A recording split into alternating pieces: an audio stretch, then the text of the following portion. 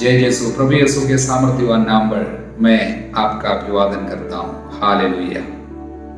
कुछ विशेष संदेश। पहली बात, मूसा को प्रभु चुन रहे हैं। उसके पहले लिखा है अध्याय 2 के आखिरी वचनों में, इस्राएली लोग दास्ता से त्रस्त होकर कराते थे, वे अपनी दास्ता में पुकारते थे, उनकी दुहाई ईश्वर तक पहुंच गई। ईश्वर ने इस्राएलियों की और दृष्टि की और उससे उनकी चिंता हुई। उनकी चिंता प्रभु को हुई और उत्तर में प्रभु ने क्या किया? एक व्यक्ति को चुना। हर एक चुने हुए व्यक्ति के जीवन एक उत्तर है, अनेक लोगों की आंसू का उत्तर।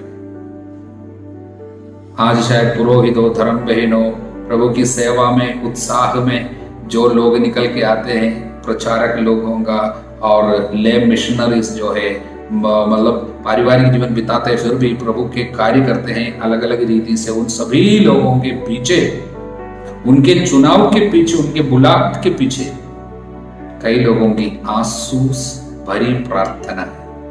हालेलुया। और मूसा को प्रभु ने चुना। मूसा को जो प्रभु ने बुलाया, वचन कहता है मूसा ने झाड़ी के बीच में से निकलती हुई आग की लपेट के रूप में प्रभु दिखाई दिया। लेकिन उसने देखा कि झाड़ी में तो आग लगी है किंतु वो भस्म नहीं हो रही है। बर्निंग बुश संदेश है। जो आग है वो आग उस झाड़ी को नष्ट नहीं कर रहा था, बर्बाद नहीं कर रहा था।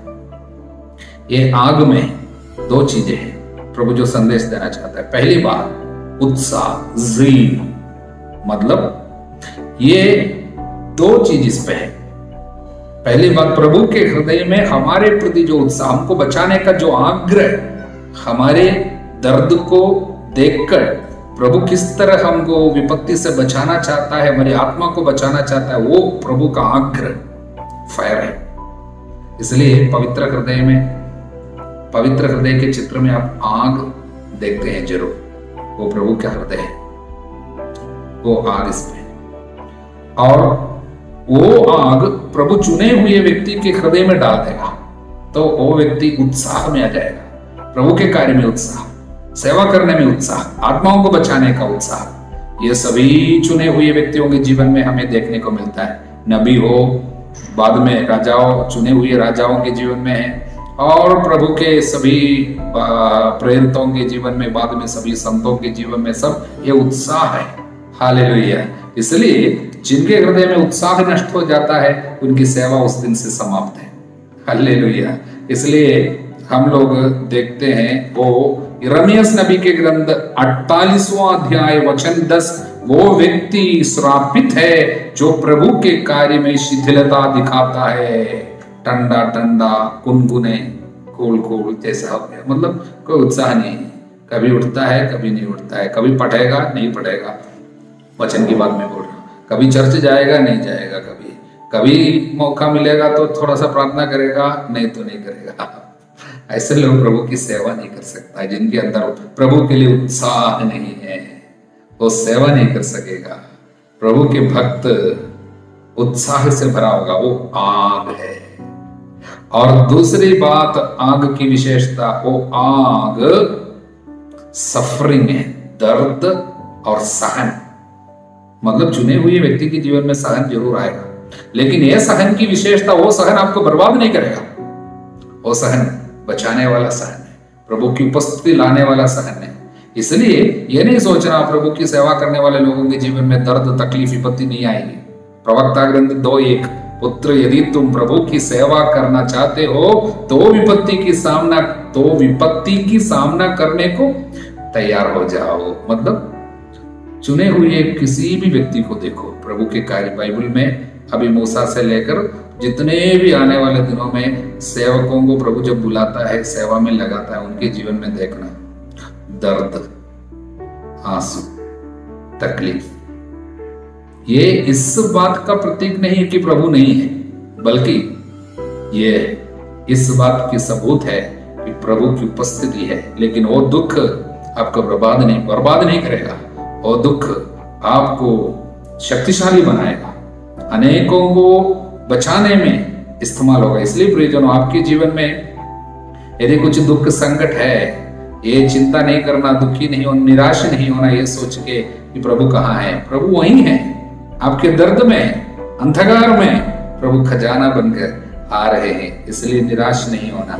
हालेलुया। और आप प्रभु की सेवा करना चाहते हो तो तैयार हो जाइए। उत्साह, वो फायर, वो आग जो है वो आपको बर्बाद नहीं करेगा, आपके परिवार को बर्बाद नहीं करेगा, बल्कि बचाएगा, आत्माओं को बचाएगा। इसलिए याद रखना, कुरिन्थियों के दूसरा पत्र अध्याय 7 वचन 10, वो दुख जो ईश्वर की इच्छा अनुसार स्वीकार किया जाता है उससे कल्याणकारी हृदय परिवर्तन होगा। खेद का प्रश्न ही नहीं है, खेद का प्रश्न ही नहीं है, परंतु सांसारिक दुख से मृत्यु उत्पन्न होगी। प्रभु को आप छोड़ देंगे तो आपके वो दुख, वो फायर जो है वो बर्बाद करेगा, वो भस्म करने वाला फायर होगा, वो आग बर्बाद करने वाला आग होगा। हालेलुया। और प्रभु ने मूसा से कहा, तुम मेरे लिए जाओगे। ये अध्याय 3 और 4 में हम लोग कम से कम 7 बार प्रभु को ये बोलते सुनते हैं, तुमको जाना है, मैं भेज रहा हूं। लेकिन बार बार मूसा अपनी ओर से कुछ रोक टोक की बात कर रहे हैं, वो जाने के लिए तैयार नहीं है। पहली बात, अध्याय 3 वचन 11 में मूसा ने कहा, मैं कौन हूं जो फिरौन के पास जाऊं और इस्राएलियों को मिस्र देश से बाहर निकाल ले? मैं कुछ भी नहीं हूं। इंग्लिश में ऐसा है, I am nothing, I am nobody, मतलब मैं कुछ भी नहीं हूं। तब उसका उत्तर प्रभु क्या देता है? प्रभु कहता है, ईश्वर ने उत्तर दिया, वचन 12, मैं तुम्हारे साथ रहूंगा। हमें कई लोग बोलता है, हम कुछ भी नहीं है, हम कुछ नहीं कर सकेगा, हम कौन है? उत्तर है, मैं तुम्हारे साथ रहूंगा। अपने पे भरोसा रखकर कुछ नहीं करना, मैं साथ हूं। हालेलुया। तब मूसा फिर बोलता है, मेरी बात कौन विश्वास करेगा? अध्याय 4 वचन 1, मूसा ने उत्तर दिया, वे लोग मेरा विश्वास नहीं करेंगे, मेरी बात नहीं मानेंगे। तब प्रभु बोला, मानेंगे तो उसके लिए मैं तुमको 3 चमत्कार तुम्हारे साथ करता हूं। अब वो एक संदेश है, 3 चमत्कार। और 3 चमत्कार आपने देखा होगा। क्या है? पहले आपके पास एक डंडा है, उसको जमीन पे फेंक दो, और उसको फेंक दिया तो वहां पर क्या है? सांप बन गया। और प्रभु ने कहा, सांप को उठाओ, पूंछ पकड़कर उठाया तो फिर वो डंडा बन गया। फिर आगे प्रभु ने कहा, अपना हाथ भीतर सीने पर रखो, कपड़े के अंदर, तो ऐसा रखा, और परंतु जब उसने उसे निकाला तो उसके हाथ पे हिम की तरह श्वेत कोढ़ हो गया था। फिर से रखा तो अच्छा हो गया। और ये 2 चिन्ह पर विश्वास नहीं करेंगे, तीसरा एक और चिन्ह मैं देता हूं, और वो है, तुम नील नदी से कुछ पानी लेना, उसे भूमि पर डाल देना, नील नदी से लिया हुआ पानी सूखी भूमि पर रक्त बन जाएगा। ये तीनों जो चिन्ह प्रभु ने दिया उसका एक अर्थ है। हालेलुया। ये तीनों चिन्ह के पीछे 3 संदेश है। पहली बात, सांब हम जानते हैं शैतान का प्रतीक है, और तरतुल्यन हमको बताते हैं कि ये सांब मानव जाति को बहकाया था। वो सांब के ऊपर मनुष्य को प्रभु अधिकार देगा समय आने पर। अब हमको याद आता है, यीशु ने कहा, मैंने तुम्हें सांप, बिच्छू, बैरी की सारी शक्तियों को पैरों तले कुचलने का सामर्थ्य दिया, कुछ भी तुम्हें कोई हानि नहीं पहुंचा पाएगा। इसका मतलब है वो डंडा जो है वो क्रूस का प्रतीक है, और सांप जो है और शैतान का प्रतीक है। वो सांप को पूंछ में पकड़ के उठाने का अधिकार मानव जाति को प्रभु दे रहा है। दूसरी बात, जो हाथ जो है वो कोढ़ से भरा हुआ हाथ बन जाता है, बाद में वो अच्छा हो जाता है। प्रभु यीशु में मानव जाति को जीवन, जो भी पाप में मरा हुआ है, कोढ़ जो है वो पाप का प्रतीक है, और उसमें मानव जाति मर जाते हैं, उनको नवजीवन प्रभु के हृदय से बह निकले रक्त और जल से नया जीवन मिलेगा। और तीसरा प्रतीक है खून का। मानव जाति के इतिहास में जो भी खून गिराया गया, बाइबल में यीशु ने कहा, मत्ती के अध्याय 23 में हमने पढ़े थे। और निष्कलंक धर्मात्मा का खून जो भी गिराया गया उसका लेखा रखा गया है, आपको लेखा देना पड़ेगा। मतलब punishment will come for the blood shed that has happened in the world. इसलिए जो भी खून गिराया है उसके पीछे आपको दंड भुगतना पड़ेगा, या वो यूं ही आप छुपा नहीं सकता है। खून जो भी गिराया गया है उसका लेखा हमको चुकाना पड़ेगा। ये तीनों संदेश प्रभु हमको दे रहे हैं। लेकिन इससे भी इनको मूसा को पूर्ण विश्वास नहीं हो रहा है। और मूसा फिर क्या कहता है, अध्याय 4 वचन 10 में मूसा ने फिर से कहा, मैं अच्छा वक्ता नहीं हूं, मेरे को बोलना नहीं आता, मैं बोल नहीं सकता, मैं पहले से बोल नहीं सकता था, अब तू मुझे अपने सेवक से बोला है, इसके बाद भी मैं ठीक नहीं हुआ, मुझे बोलने में कठिनाई होती है, मेरी जीभ भौथरी है, मतलब तुतलाने की आदत है, मैं अभी भी तुतलाता हूं। तब प्रभु क्या बोलता है, प्रभु ने उसे पूछा, मनुष्य का मुख किसने बनाया, उसे कौन गूंगा या बहरा देखने वाला या अंधा बनाता है, क्या मैं प्रभु ऐसा नहीं करता? अच्छा अब जाओ, मैं बोलने में तुम्हारी सहायता करूंगा। देखिए, मैं सहायता करूंगा मतलब मैं तुम्हें अच्छा करूंगा, तुम चिंता मत करो, तुम बचपन से तुतलाता था लेकिन मैं साथ हूं, मैं तुमको बोलने की सहायता करूंगा। ये बात भी प्रभु ने बोला। परंतु अब सुनना वचन 13, परंतु उसने कहा, प्रभु किसी दूसरे को भेजने की कृपा कर। देखिए, तब प्रभु को मूसा पर क्रोध आया।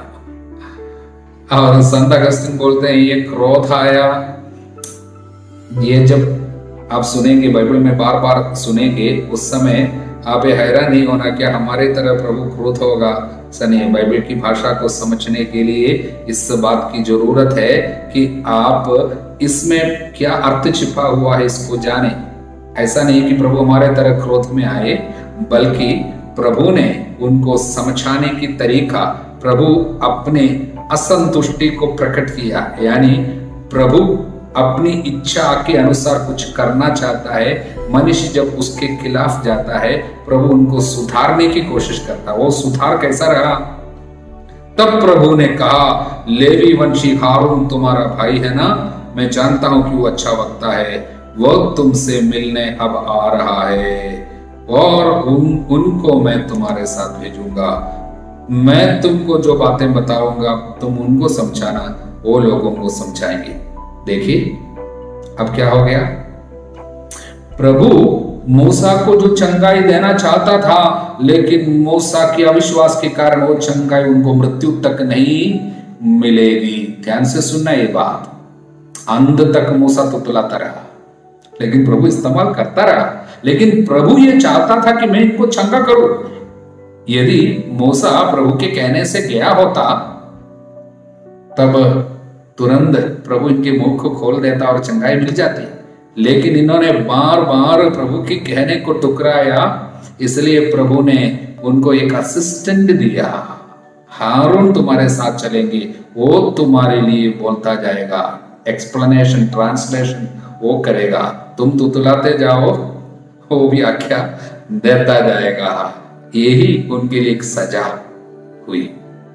प्रियजनों, प्रभु हमको जो आशीर्वाद देना चाहता है, समय पर हम आज्ञाकारिता नहीं दिखाएंगे, प्रभु फिर से इस्तेमाल करेगा ही, लेकिन जितने आशीष देना चाहा वो पूरा हम लोग नहीं पाएंगे। फिर भी प्रभु अपनी इच्छा को पूरा करेगा ही हमको, हमारी दुर्बलता में भी। हालेलुया। इसलिए हारून को प्रभु उस वक्त उधर भेजा और दोनों को प्रभु अपनी सेवा में भेज रहे हैं। अब दोनों निकल पड़ रहे हैं। हालेलुया।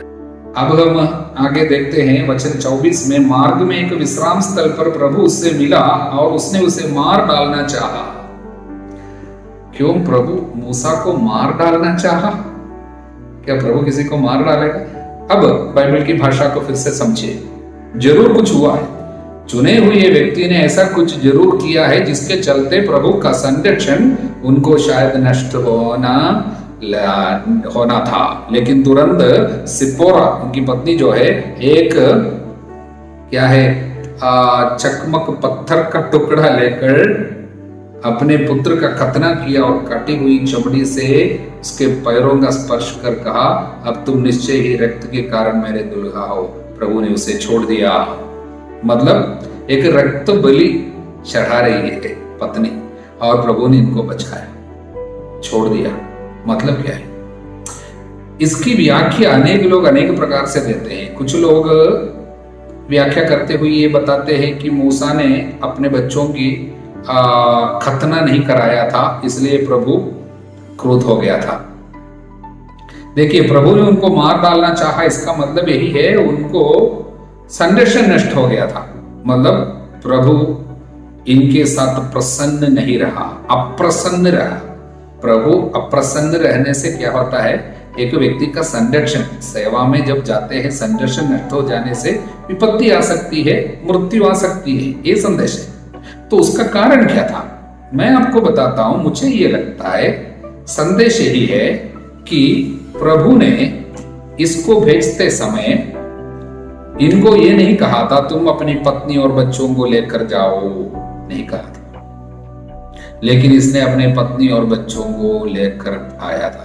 प्रभु ने मूसा और हारून दोनों को एक दिव्य कार्य के लिए, एक पवित्र एक सेवा के लिए भेजा था, लेकिन इन्होंने अपने पत्नी को सब वहीं छोड़ के नहीं आया। जिनको छोड़ने का समय प्रभु किसी को छोड़ने के लिए कहता है, अगर छोड़ता नहीं है उनको लेकर घूमेगा, चाहे पत्नी भी हो बच्चे भी हो, प्रभु की सेवा में वो सब बाधा नहीं बनना चाहिए। अगर ये छोड़ा नहीं था, मतलब इसने अपने पत्नी और बच्चों को साथ में लेके आया, इसलिए प्रभु अप्रसन्न हुआ। और उसके बाद ये पत्नी जो खतना कराई है, वो इस बात का संदेश है, वो एक बलि चढ़ा रही खून की और प्रभु से माफी मांग रही है, तब ये बच गया। लेकिन तुरंत मूसा ने एक ऐसा कार्य किया, पत्नी और बच्चों को वापस भेज दिया। ये बाइबल में कहाँ लिखा है? तुरंत हम लोग नहीं पढ़ते हैं कि उसने भेज दिया, लेकिन आगे पढ़ते पढ़ते जाएंगे तब हमको पता चलेगा इसने पत्नी को, बच्चों को, दोनों बच्चों को लेकर नहीं गया मिस्र देश में सेवा के लिए गया। तो इसलिए बाद में 18वां अध्याय में, इसी पुस्तक के निर्गमन के 18वां अध्याय में हम देखते हैं, तब मूसा का ससुर, वचन 2 में यत्रो जो है उसको जत्रो हम लोग कहते हैं, उसको हिंदी में यत्रो कहता है। मूसा का ससुर यत्रो मूसा की पत्नी सिपोरा को, जिसे मूसा ने उसके 2 पुत्रों के साथ अपनी ससुराल भेज दिया था, अपने पास लेके आया। अभी मूसा के पास, मूसा मरुभूमि में इस्राएलियों को लेकर जा रहे हैं कनान की ओर, तब रास्ते में ससुर आया, मूसा की पत्नी सिपोरा और 2 बच्चों को लेके आया। ये दोनों बच्चों को और पत्नी को मूसा ने ससुर के पास भेज दिया था। ये घटना के बाद अब हमको समझ में आते हैं, मूसा को प्रभु ने मारने के लिए आया था। कारण क्या था? जिनको लेके घूमना नहीं था, लेके आया। सेवकों को, सेवा करने वाले लोगों को त्याग की जरूरत होती है। इसलिए प्रिय दिनों, प्रभु जब आपको चुनते हैं, किसी काम में भेजते हैं, किसी उत्तरदायित्व समझते हैं, जिनको लेके घूमना नहीं है उनको यदि आप लेकर घूमेंगे, संरक्षण नष्ट होगा। हालेलुया। एक और घटना मैं आपको उसकी व्याख्या देना चाहता हूं। अध्याय 3 में मूसा को प्रभु ने कहा, तुम लोग मिस्र देश से अपने लोगों को, इस्राएलियों को बचाओगे, उस समय एक और कार्य करना। अभी से बता दिया, वो क्या है?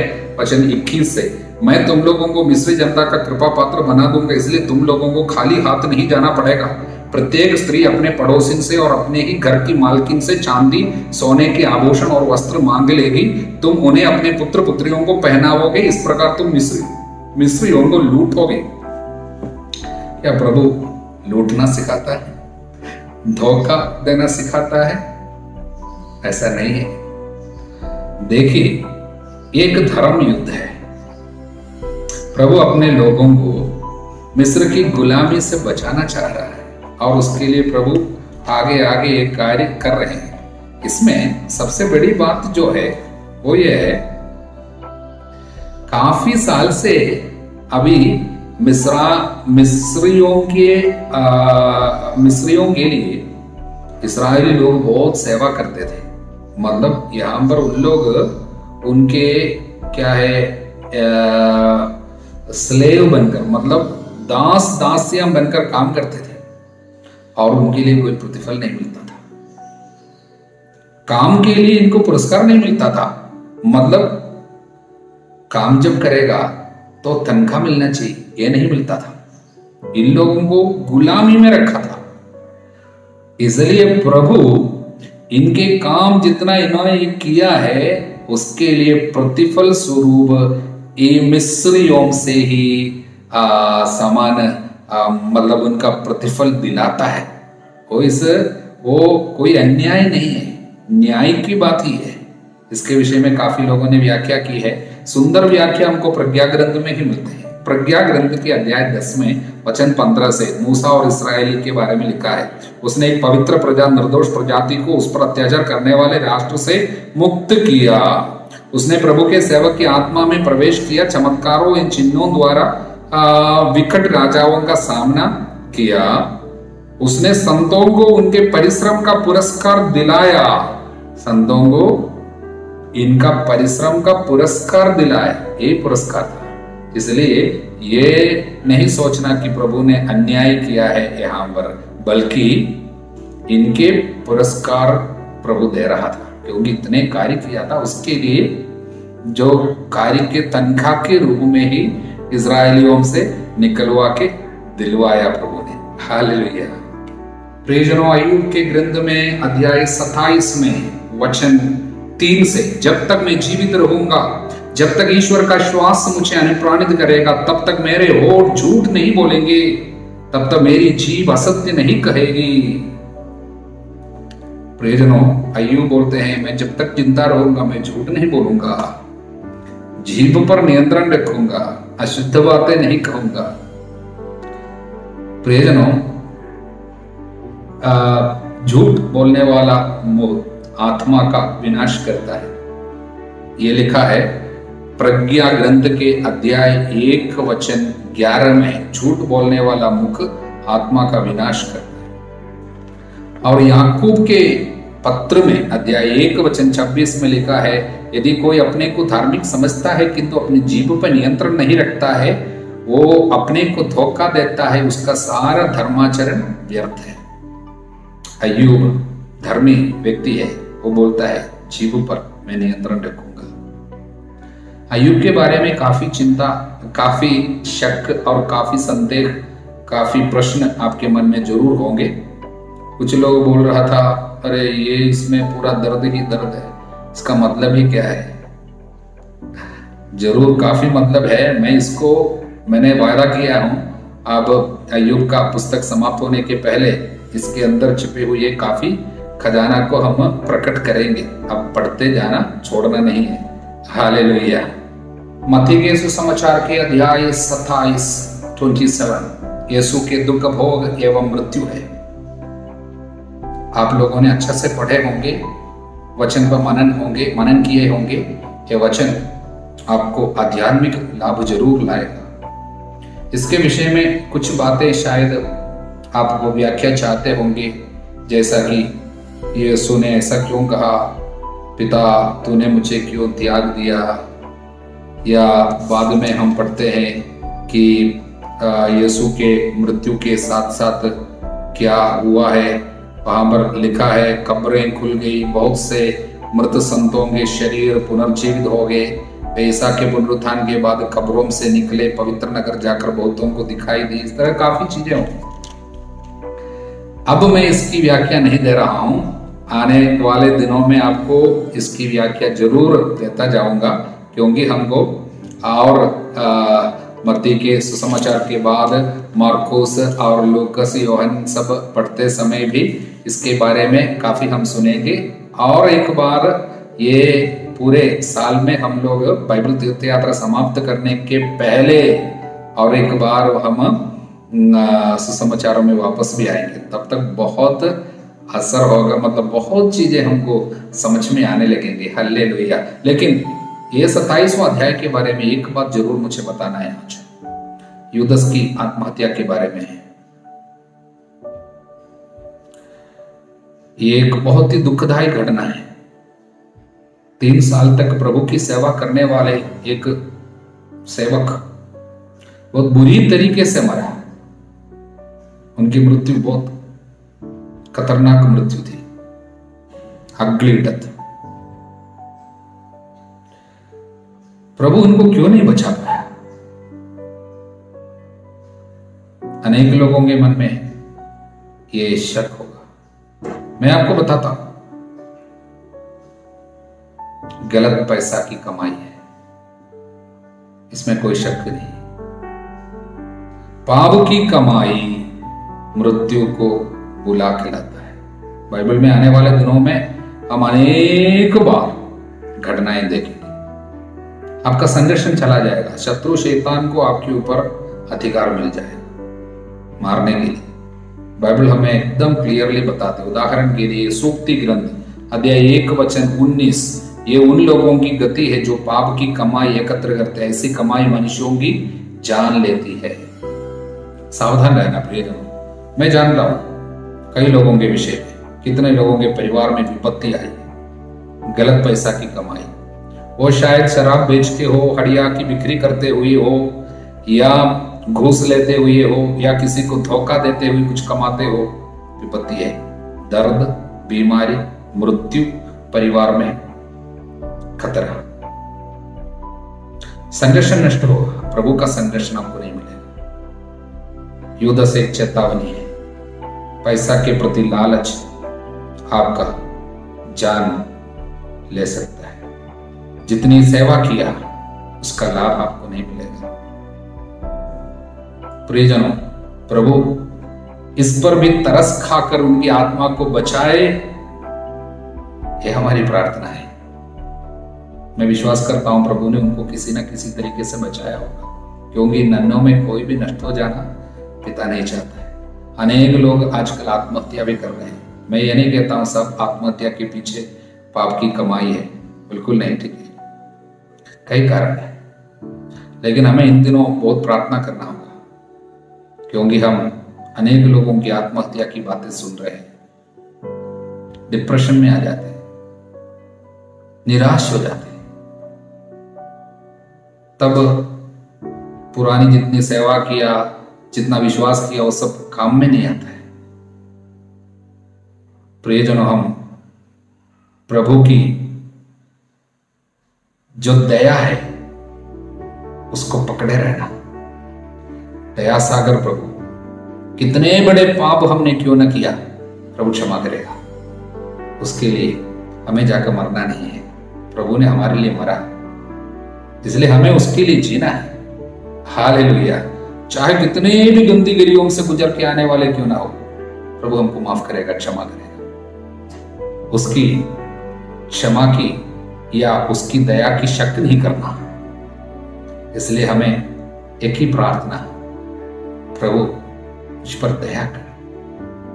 अब उसकी दया पर हमें भरोसा रखना है। Lord, I trust in your mercy. Hallelujah. मैं आज प्रभु यीशु के सामर्थ्यवान नाम पर आशीर्वाद देते समय ये प्रार्थना करता हूं, प्रभु के जो वचन आप पढ़ रहे हैं वो वचन आपके हृदय में प्रभु के प्रति लगाव और प्रभु पर श्रद्धा बढ़ावे और गलत गंदी चीजों से आपको छुड़ावे। जहां जहां में जरूरत से ज्यादा लगाव है, उन जगहों से, उन व्यक्तियों से और उन चीजों से प्रभु हमको छुड़ाए। हमारे प्रभु यीशु मसीह की कृपा, ईश्वर का प्रेम, पवित्र आत्मा का साहचर्य आप सभी लोगों के साथ बनी रहे, अब सदा सर्वदा अनंत काल तक। आमीन। जय यीशु।